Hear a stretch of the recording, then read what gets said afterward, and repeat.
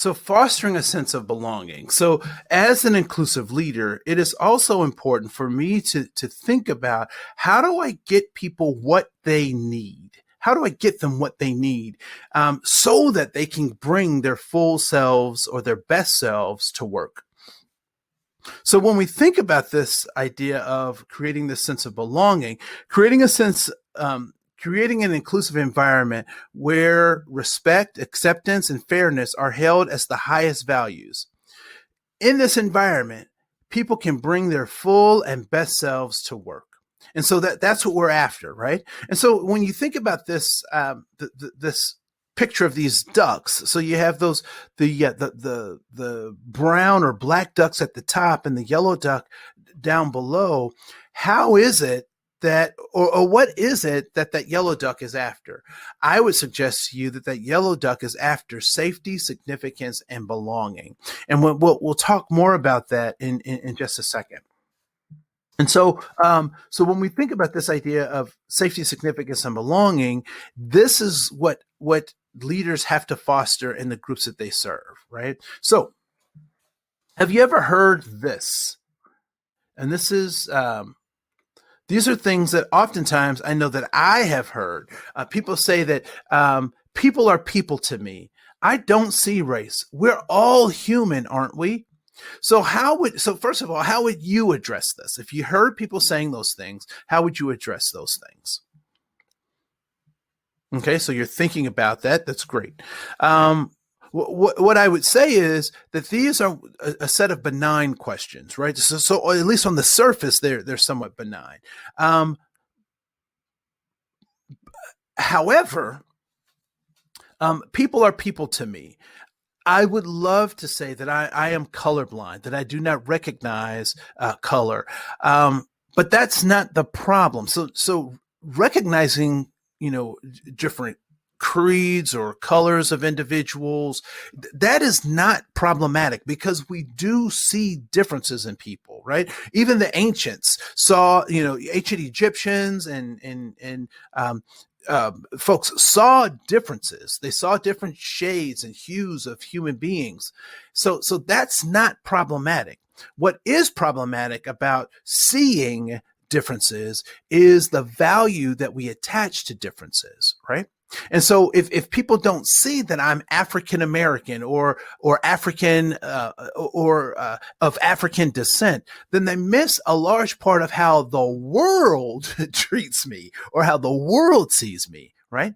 And so that becomes important. So just to say that you're all human and we're all people, that's great. And you're right. That is true. However, that is not how society treats us. And oftentimes when we're working with people, that is oftentimes not how they're seen themselves. Right. I don't see race. That's problematic, because we're missing a huge part of how other people typically see folks. Well, if we don't talk about race, it'll go away. That logic doesn't hold for anything else, right? It doesn't hold for brushing our teeth. It doesn't hold for illness. It doesn't hold for our bank account. So we can't say that race, talking about race, is the problem, when it's how we talk about race that is actually the problem, right? And then, aren't we all human? Yes, we are all human. We have this human universal needs, wants, and desires. Those are universals. We want safety, significance, and belonging. But how we get safety, significance, and belonging is more important than just recognizing that we need those things, right? So, and I would imagine that we've all hungered for something, right? We've all yearned for something. We've all been in love. We've all had our hearts broken. And some of us have actually been the heartbreakers. No, okay, anyway, right? But what we know is that those things are universal. That's a universal thing.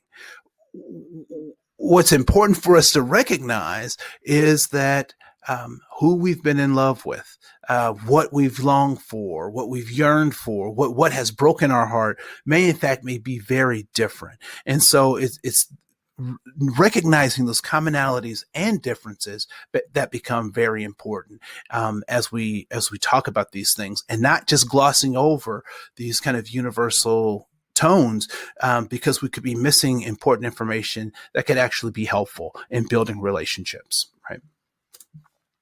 And so there is a better way to approach those questions. And we've all heard the golden rule, right? Do unto others or treat others as you'd have them treat you, as you want them to do unto you. Right. So that golden rule. What I like to suggest is that there's a platinum rule.